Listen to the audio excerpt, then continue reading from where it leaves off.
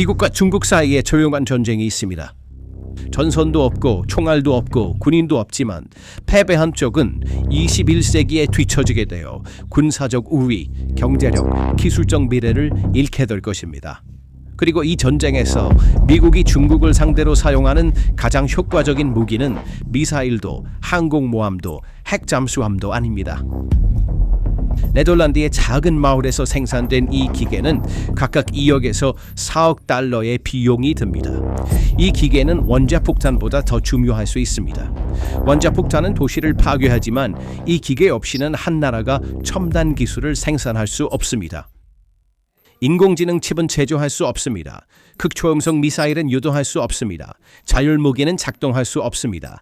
이 기계를 중국에서 멀리함으로써 미국은 단 한 발의 총알도 쏘지 않고 전략적 포위를 만들었고 중국은 그 포위를 깨기 위해 세계에서 가장 복잡한 역설계 작업을 진행하고 있습니다. 이것은 21세기 최고의 기술 전쟁 이야기입니다.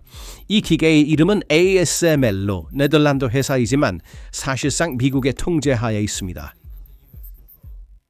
왜냐하면 ASML의 극자외선 기계의 핵심인 레이저 시스템은 캘리포니아에 본사를 둔 사이머라는 회사에서 생산하기 때문입니다. ASML은 이 회사를 2013년에 인수했지만 그 기술은 여전히 미국 특허에 기반하고 있습니다. 그리고 미국 법은 이렇게 말합니다. 미국 기술이 포함된 모든 제품에 대해 미국이 어디에 판매할 수 있는지를 결정합니다. 이것을 해외 직접 제품 규칙이라고 합니다. 그래서 ASML은 네덜란드에서 제조하지만 워싱턴이 판매 대상을 결정합니다. 이 기계를 중국에 보낼 수 있는지 없는지를 결정하는 권한은 미국에 있으며 이 기계는 유일합니다. 세계에서 다른 어떤 회사도 EUV 리소그래피를 생산할 수 없습니다. 시장 점유율 90% 이상. 각 기계는 10만 개 이상의 부품으로 구성되어 있으며 이 기계 없이는 3나노미터 이하의 칩을 생산하는 것이 물리적으로 불가능합니다. 중국이 이 독점을 깨고 싶다면 처음부터 30년의 학습 곡선을 거쳐 800개 이상의 전문 공급업체와 함께 새로운 생태계를 구축해야 합니다. 지금 당장 그럴 가능성은 거의 없습니다. 이것이 바로 미국의 무기, 네덜란드 회사가 생산한 단일 기계에 대한 미국의 통제입니다. 이제 시나리오를 고려해 봅시다. 만약 ASML 기계가 갑자기 생산되지 않는다면 어떻게 될까요? 세계 최대의 칩 제조업체인 TSMC, 삼성, 인텔은 차세대 칩을 위해 EUV에 완전히 의존하고 있습니다. 재고는 몇 달치 수요만을 충당합니다. 몇 달 안에 스마트폰 생산이 둔화됩니다. 자동차 공장은 칩을 찾을 수 없으며 이는 2021년 위기의 훨씬 더 큰 버전입니다. 데이터 센터는 새로운 서버를 주문할 수 없습니다. 새로운 GPU 생산이 중단되어 AI 훈련 모델이 마비됩니다. 하지만 진짜 악몽은 군사 분야에 있습니다. 극초음속 미사일 유도 시스템은 첨단 칩에 의존합니다. 인공지능에 안내하는 자율 무기는 이러한 칩 없이는 눈이 멀게 됩니다. 위성 통신 시스템, 전자전 플랫폼, 사이버 방어 인프라 모두 같은 칩에 연결되어 있습니다. 한 대의 기계가 없다는 것은 단지 휴대폰 가격이 더 비싸진다는 것을 의미하지 않습니다. 그것은 군대가 기술적 우위를 잃는 것을 의미하며 이는 단순한 이론이 아닙니다. 지금 호르무즈 해협의 위기가 에너지 시장을 흔들고 있습니다. 하나의 북맥이 끊어지면 전체 시스템이 흔들립니다. 하지만 석유에는 대안이 있습니다. 첨단 칩에는 대안이 없으며 바로 그 이유 때문에 미국은 이러한 기계에 대한 접근을 국가 안보 문제로 보고 있습니다. 중국의 관점에서 보면 그 접근을 차단하는 것은 존재의 위협입니다. 중국은 이 복점을 깨기 위해 노력하고 있으며 이를 위해 세계 최대 규모의 리버스 엔지니어링 작업을 진행하고 있습니다. 로이터 조사에 따르면 EUV 프로토타입은 선전의 고보안 실험실에서 전 ASML 엔지니어들이 주도하여 제작되었습니다. 이 기계는 2025년 초에 완성되었으며 EUV 광을 생성할 수 있습니다. 작전의 세부 사항은 스파이 영화와 닮아 있습니다. 약 100명의 대학 졸업생들이 ASML 기계의 부품을 분해하고 재조립하는 임무를 맡았습니다. 각 작업대에 있는 특수 카메라는 전체 과정을 기록합니다. 부품을 성공적으로 재조립한 엔지니어들은 보너스를 받습니다. 작업자들은 탐지를 피하기 위해 가짜 신분증을 받았습니다. 소식 통계는 이 노력을 중국의 맨해튼 프로젝트라고 설명합니다. 화웨이가 이 프로젝트의 중심에 있습니다. 해얼빈 공과대학은 광원 개발을 담당하고 있습니다. 창춘광학연구소는 광학 시스템을 개발하고 있습니다.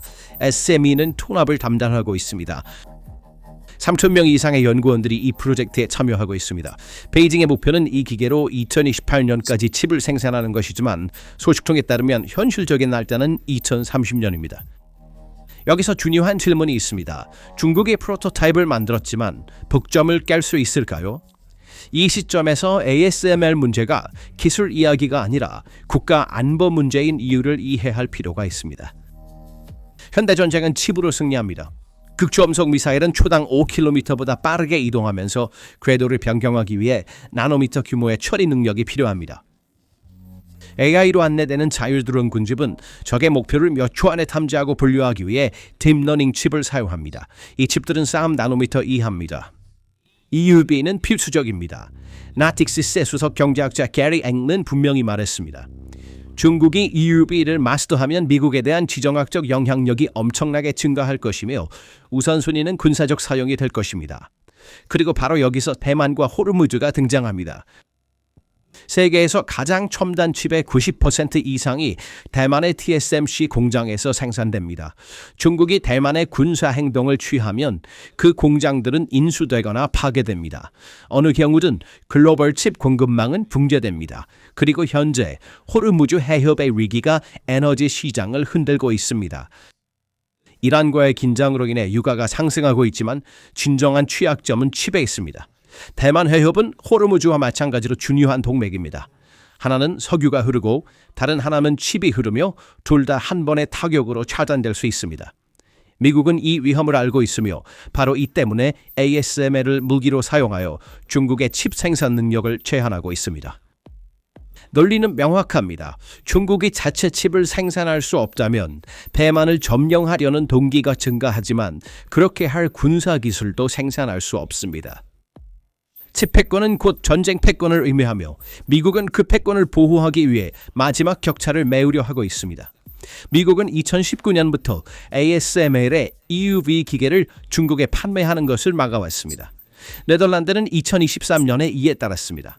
단 한 대의 EUV 기계도 중국에 보내지지 않았지만 적차가 있었습니다. 구형 DUV 기계는 여전히 판매될 수 있었습니다. 중국 제조업체들은 그 구형 기계를 사용하여 7나노미터까지의 칩을 생산할 수 있었습니다. 미국은 이제 그 마지막 격차도 메우고자 합니다. 2026년 4월에 의회에 제출된 MH 법안은 중국으로의 DUV 침지, 리소그래피 시스템 수출을 금지하는 것을 목표로 하고 있습니다. CNAS 분석에 따르면 ASML은 여전히 중국 내 기존 기계를 적극적으로 유지 보수하고 있습니다. 이 유지 보수는 기계의 수명을 최대 30년까지 연장할 수 있습니다. 미국은 그것도 중단시키고 싶어 합니다. 포위망이 좁혀지고 있는데 중국의 프로토타입이 정말로 이 포위망을 뚫을 수 있을까요? 중국은 EUV 광번을 프로토타입으로 제작할 수 있었습니다. 그것은 사실입니다. 그러나 EUV 기계는 광번보다 훨씬 더 복잡합니다. 모닝스타 분석가 하비에르 코리오네로가 설명했습니다. 중국이 일부 극자회선 EUV 관건을 생산할 수 있다고 해도 이를 경제적으로 실행 가능한 생산 공정으로 전환하는 데는 수년 또는 수십 년이 걸릴 수 있습니다. ASML의 기계는 10만 개 이상의 부품으로 구성되어 있습니다. 독일 ZISS가 생산한 거울은 세계에서 가장 평평한 표면을 가지고 있으며 원자 수준의 정밀도를 자랑합니다. 다른 회사는 이러한 거울을 생산할 수 없습니다. 중국의 프로토타입은 바로 이 지점에서 멈춰 있습니다. ASML의 800개 이상의 글로벌 공급업체 네트워크는 모든 부품의 특수한 재료, 특수한 소프트웨어 또는 특수한 센서가 필요합니다. 특허 장벽, 비밀 유지 계약, 그리고 30년간 축적된 지식은 돈으로 살 수 없습니다. 중국의 프로토타입은 ASML의 상업용 기계보다 훨씬 크고 아직 칩을 생산할 수 없으며 광권 출력은 ASML의 600W에 비해 약 100W에 불과합니다. 중국은 문을 열었지만 그 문 뒤에는 30년의 복도가 있습니다. 미국은 ASML을 중국에 대한 무기로 사용하고 있지만 중국은 히토류라는 방역 카드를 가지고 있습니다. 중국은 세계 히토류 생산의 대부분을 통제하고 있으며 이러한 원소들은 ASML의 기계 안에 있으며 DUV에서 EUV까지 측정 도구에서 검사 시스템까지 모든 곳에서 사용됩니다. 2025년에 중국은 히토류 수출에 새로운 제한을 부과했습니다. ASML의 셰프 로저 다세는 블룸버그의 회사가 긴 리드타임 덕분에 몇 달치 재고를 보유하고 있다고 말했습니다. 하지만 장기적으로 그 재고가 소진되면 어떻게 될까요? 이것이 21세기 기술 전쟁의 아이러니입니다. 미국은 중국의 칩 접근을 차단하고 있습니다. 중국은 ASML의 광물 접근을 차단하고 있습니다. 두 초강대국이 서로의 공급망을 억제하려 하고 그 중간에 갇힌 작은 네덜란드 바울의 공장. 이제 그 기계 내부로 들어가 보겠습니다. 여기서 일어나는 것은 공학적 기적입니다. 극자외선 EUV는 13.5 나노미터의 파장을 가진 빛을 사용합니다. 이 빛을 생성하기 위해 기계는 초당 수만 개의 용융주석 방울을 처리합니다. 고출력 레이저가 각 주석 방울을 두 단계로 타격합니다. 첫 번째 펄스는 방울을 디스크 모양으로 만듭니다.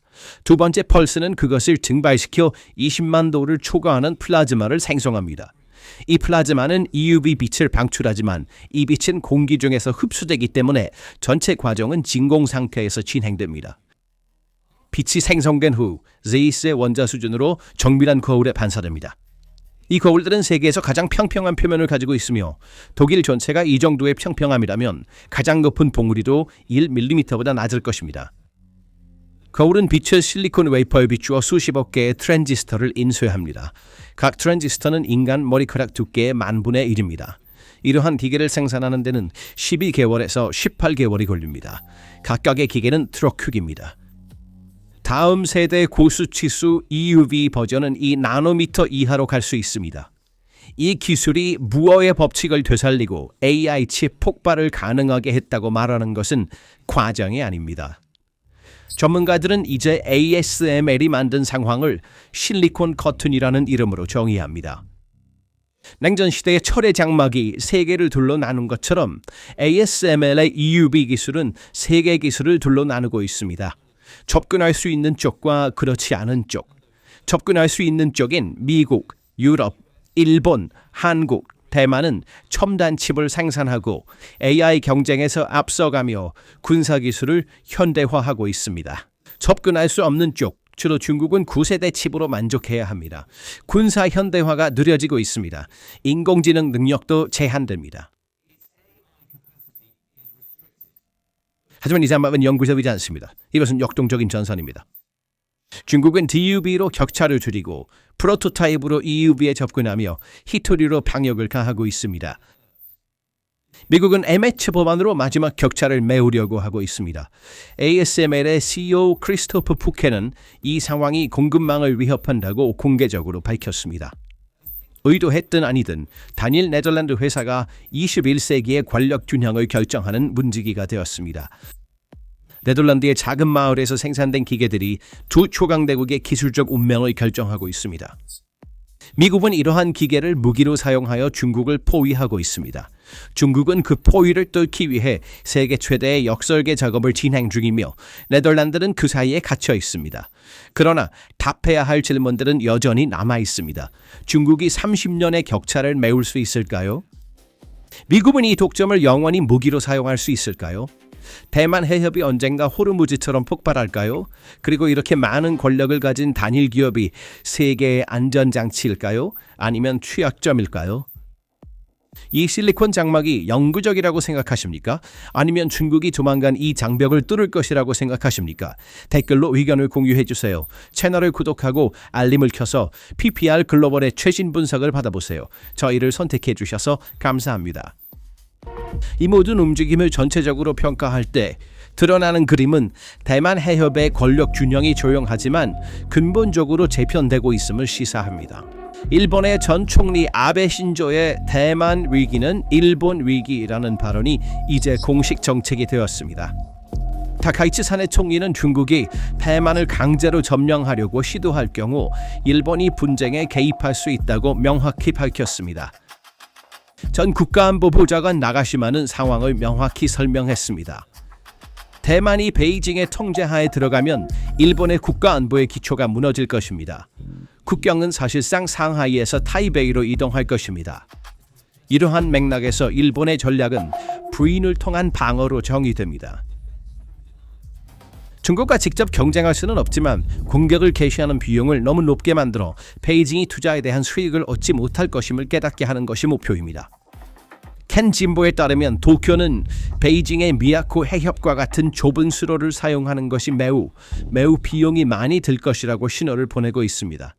일본의 남서부 섬들은 북쪽에서, 필리핀은 남쪽에서 대만 해협 주변의 통로가 좁아지고 있습니다. 국방 예산이 이 변화를 지원하고 있습니다. 2022년 이후로 지출이 2배로 증가하여 2025 회계 연도에 기록적인 9조 M, 즉 70억 달러에 도달했습니다. 2027년까지 GDP의 2%를 목표로 한 것이 예정보다 앞서 달성되었습니다. 2005년에 중국과 일본의 국방비 지출은 각각 30억 달러로 같았습니다. 그러나 오늘날 중국은 3천억 달러로 급증하여 일본의 6배에 달합니다. 일본은 정면으로 경쟁할 수는 없지만 비대칭적 이점, 지리, 기술, 동맹 네트워크를 활용하여 중국의 비용 계산을 방해할 수 있습니다. 그리고 미국은 이 방정식에서 중요한 역할을 합니다. 오키나와에 주둔한 미 해병대 부대는 미사일을 장착하고 있으며 분산, 은폐, 적군 무력화를 통해 해안 전장에서 싸우도록 설계되었습니다. 작년에 그들은 타이완에서 140마일 떨어진 이시가키로 네메시스 미사일 발사기를 이동시켰습니다. 그 전에는 그들의 첨단 레이더를 요나구니로 옮겼습니다. 또한 요나구니에서 첨단 무기와 연료 보급 훈련을 실시했습니다. 미국과 일본은 남서부 섬들에 걸쳐 통합 억제 네트워크를 구축하고 있습니다. 일본이 창을 들고 미국이 방패와 정보를 제공합니다. 나가시마가 지적했듯이 얼마가 충분한지 모른다. 억제가 실패했을 때 우크라이나에서처럼 그제야 불충분하다는 것을 깨달을 것이다. 하지만 현재로서는 일본의 모든 움직임이 중국의 대만 계산을 조금 더 복잡하게 만들고 모든 복잡한 계산이 억제를 조금 더 강화한다. 요약하자면 일본은 80년 된 방위 거리를 조용히 버리고 있습니다. 남서부 섬들은 더 이상 단순한 해안 관측 지점이 아닙니다. 이들은 중국 본토에 도달할 수 있는 미사일 배터리, 극초음속 무기, 전자전 시스템, 상륙 공격 부대를 갖춘 창이 되어가고 있습니다. 태평양 전선에 360도 방어망이 구축되고 있습니다. 가미카제 드론과 저비용 미사일을 사용하여 비대칭 전쟁 능력이 구축되고 있습니다. 유럽과의 군사 및 경제 동맹이 중국의 공급망 패권을 무너뜨리고 있습니다. 드론 기술과 전투 경험이 우크라이나와 공유되고 있으며 미국 및 필리핀과의 통합훈련이 대만 주변의 통로를 좁히고 있습니다. 중국의 반응, 신군국주의 비난, 헌법 위반, 도발은 전략의 효과성을 확인할 수 있습니다. 베이징은 이러한 움직임이 대만을 점령하는 비용을 증가시키고 행동의 여지를 좁히기 때문에 불안해하고 있습니다. 일본이 다층 공격 네트워크를 구축했다는 것을 인정한 중국 인민해방군 데일리는 중국이 이 변화를 얼마나 심각하게 받아들이고 있는지를 보여줍니다. 일본의 방패에서 창으로의 전환은 아직 완료되지 않았습니다. 아직 초기 단계에 있습니다. 그러나 2026년 3월 30일에 배치된 첫 번째 방영 미사일은 80년 시대가 끝났고 아시아 태평양의 힘의 균형이 다시 쓰이고 있다는 구체적인 신호입니다. 그리고 이 재편에서 대만 주변의 해상다리는 일본의 창에 의해 단계적으로 끊어지고 있습니다. 우리의 영상은 여기서 끝나지만 우리의 분석은 여기서 멈추지 않습니다.